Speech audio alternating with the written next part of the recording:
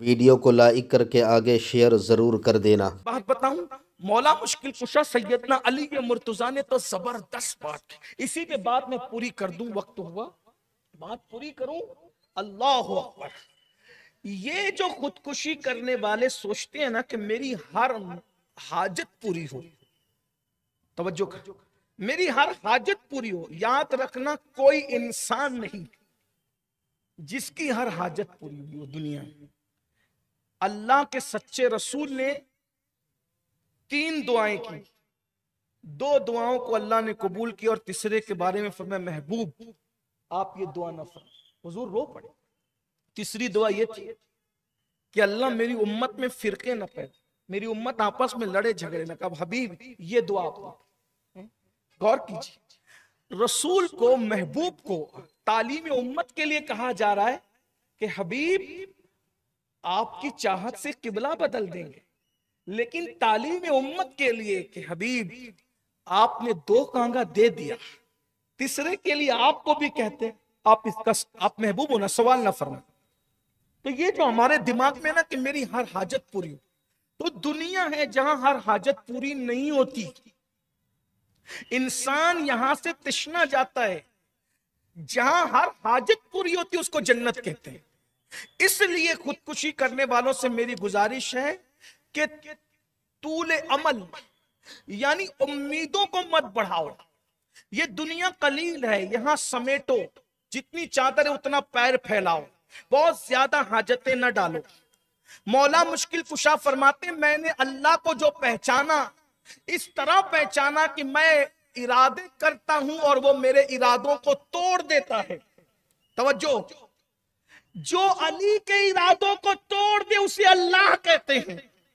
का खैबर उखाड़ना आसान था, लेकिन मेरे इरादे को ही तोड़ता है। मैंने अल्लाह को पहचाना मेरे इरादों के टूटने से। यानी जब मौला अली का भी हर इरादा दुनिया में पूरा नहीं हुआ, तो मेरा और आपका हर इरादा दुनिया में पूरा होगा। तो किसी लड़की को चाहता है कि मिल जाए, नहीं मिली, फांसी पे क्यों लटक रहा है? और फांसी पे क्यों लटक रहा है मेरे भाई? जिंदगी गुजारने के बहुत तरीके। बल्कि मैं एक बात अपने नौजवानों से कहता हूं, खुल के कहता हूं, बेहयाई की बात नहीं, दर्द दिल के साथ कह रहा हूं। यार किसी से दिल ही क्यों लगाते? ये बेवफा लोग हैं। बुरा मत मानना लड़के और लड़कियां, लेकिन ये सब गद्दार, मक्कार, फरेबी लोग हैं। किसी का दिल किसी से लगता नहीं, सब झूठ, नफसानियत और खुराफात। देखो एक बात मैं रखता हूं, टाइम अगरचे मुख्तसर है, लेकिन इसको महसूस करना, समझना। लड़कियां भी, बच्चियां भी, समझिए आप भी। मैं समझता हूं कि ये जो 18 साल 17 साल के अक्सर केस लटकने के हो रहे हैं, फांसी के हो रहे हैं, मरने के हो रहे हैं, जहर खाने के हो रहे हैं, उसमें बहुत हद तक की ये सब चीजें भी शामिल है। मैं हालांकि हर एक बंदा इसीलिए नहीं मरता, मगर कुछ चीजें जो मेरे कान पर आई है मैं उसको रख रहा हूं। अगर कोई लड़की किसी लड़के से प्यार करती है तो वो लड़की धोखेबाज है, कोई प्यार नहीं है। कोई लड़का किसी लड़की से प्यार करता है, वो भी मक्कार, गद्दार, अय्यार है, कोई प्यार नहीं। आप कहेंगे सैयद इतनी बड़ी बात तू क्यों कह रहे हैं? मैं एक बात कहता हूं, जिस लड़की से लड़के ने प्यार किया, लड़की ने लड़के से प्यार किया, दोनों ने किस पे क्या एहसान किया वो बताओ। लड़की को देखा प्यार हो गया, लड़के ने देखा प्यार हो गया, लड़की ने देखा प्यार हो गया। कुछ नहीं, किसी का कोई ताल्लुक नहीं। सफेद चमड़ी उधर से देखी, सफेद चमड़ी इधर से देखी, उधर का मेकअप इधर का मेकअप, और हो गया प्यार, है ना? अब आपसे पूछता हूं, लड़की का कोई एहसान लड़के पर नहीं, लड़के का कोई एहसान लड़की पर नहीं, प्यार हो गया? कोई प्यार नहीं है, मक्कारी है। अगर वाकई इसके दिल में प्यार करने वाला दिल होता इसके सीने में, तो जिस मां ने 9 महीने तक इसको अपने पेट में रखा, उस मां से इसको प्यार नहीं हुआ।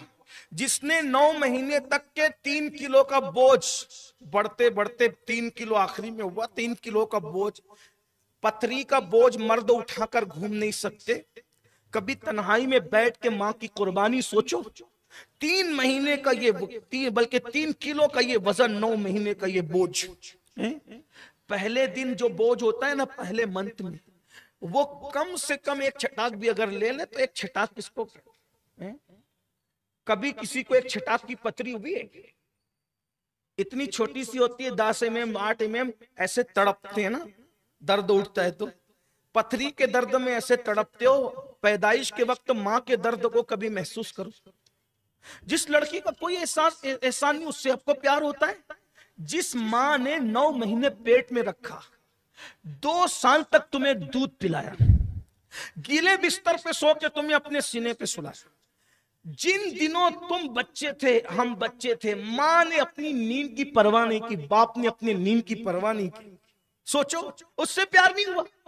जिस बाप ने उंगली पकड़ के चलना सिखाया, जिस बाप ने अपने मुंह का लुक्मा हमारे मुंह में डाला, जिस बाप ने सर्दी गर्मी बरसात कुछ नहीं देखा, अरे हमारा बाप ही था, कभी हम्माल बन करके उसने मजदूरी की, कभी लूम पर खड़े रहा, लूम से लोहे से 8-8 घंटे 10-10 घंटे लड़ता रहा, सेठ की गाली सुनता रहा, उसके बच्चों की गाली सुनता रहा, लेकिन हमें पालता रहा।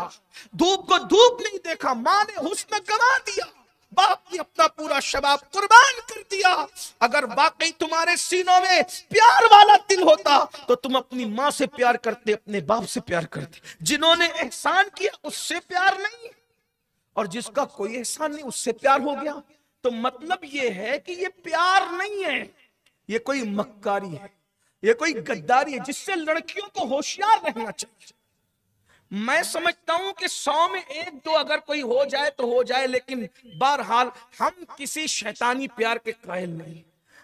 नफसानियत है ये, नफसानियत, ये सिर्फ नफ्स। लोग लैला मजनू की मिसाल देते हैं, मैं सूफिया की कायनात में बताऊं, लैला कोई वजूद नहीं है,